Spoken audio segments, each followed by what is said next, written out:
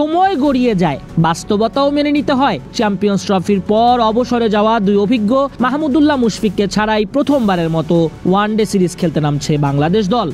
এনামুল বিজয়ের কপাল দেখুন, ভালো করলেন ওয়ানডেতে, চান্স পেলেন টেস্টে। ডিপিএল 1 নম্বর ব্যাটসম্যান রান সংগ্রহে 14 ম্যাচে 874 রান, গড় 79।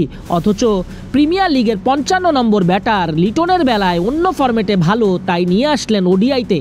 নির্বাচকদের আরও পেশাদার হতে হয়। বিজয়কে জায়গা দেননি, রাখেননি সৌম্য সোহানদেরও। গুঞ্জন রংপুর রাইডার্সের অনুরোধে গ্লোবাল সুপার লিগে অংশ নেওয়ার কারণে সৌম্যকে জাতীয় দলে বিবেচনায় না রাখতে বাধ্য হয়েছেন নির্বাচকরা। তার মানে জাতীয় দলের চাইতে লিগ খেলাটা জরুরি। লিপু কমিটির নজর কেড়েছেন নাইম শেখ। ঘরোয়া ক্রিকেটে ধারাবাহিক পারফরমেন্সের পুরস্কার পেলেন মোহাম্মদ নাইম। প্রায় 2 বছর বা 21 মাস পর জাতীয় দলে ফিরলেন বাঁহাতি এই ওপেনার। আইসিসি চ্যাম্পিয়ন্স ট্রফি দল থেকে বাদ পড়া লিটন কুমার দাসও ওয়ানডেতে জায়গা নিলেন। শ্রীলঙ্কার বিপক্ষে 3 ম্যাচের ওয়ানডে সিরিজের জন্য 16 সদস্যের দল ঘোষণা করে বিসিবি। নিয়মিত অধিনায়কের দায়িত্ব পাওয়ার পর মেহেদী হাসান মিরাজের নেতৃত্বে এটি হবে বাংলাদেশের প্রথম সিরিজ।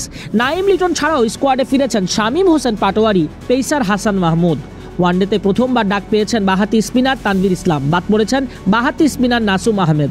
দলে ফেরা নাইম এখন পর্যন্ত 8 ওয়ানডে খেলে রান করেছেন 13, গড়ে 95, স্ট্রাইক রেট 60। সবশেষ ম্যাচটি খেলেছেন 2023 এশিয়া কাপে। এরপর ঢাকা প্রিমিয়ার লিগের গত 2 আসরে 500-র বেশি রান করেন তিনি। 2024 সালে লিগে 1 সেঞ্চুরি 450-তে করেন 536 রান।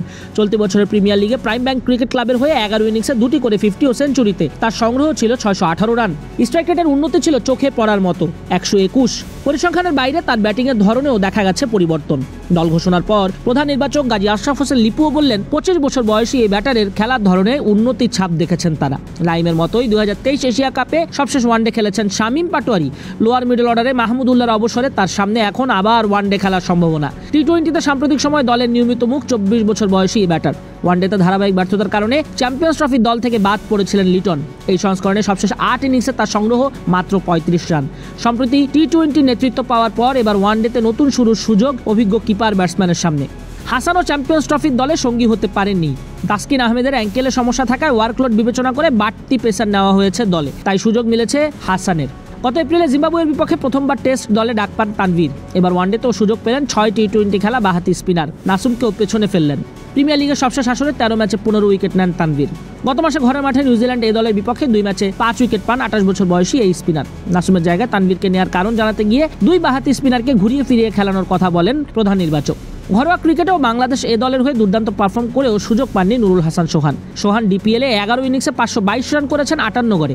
ইন্টারন্যাশনালে গেল 7 ম্যাচে লিটন 3টা শূন্য, 6-1, 2-4-এর মতো ইনিংস খেলেও ব্যাক করলেন।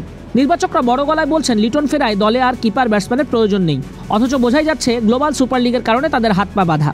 কলম্বো প্রেমাদাসা স্টেডিয়ামে আগামী 2 জুলাই শুরু ওয়ানডে সিরিজ। একই মাঠে 5 তারিখ সিরিজের দ্বিতীয় ম্যাচ, পরে পাল্লে কেলেতে 8 জুলাই শেষ ম্যাচে লড়বে বাংলাদেশ শ্রীলঙ্কা। এরপরে 3 ম্যাচের টি-20 সিরিজও আছে।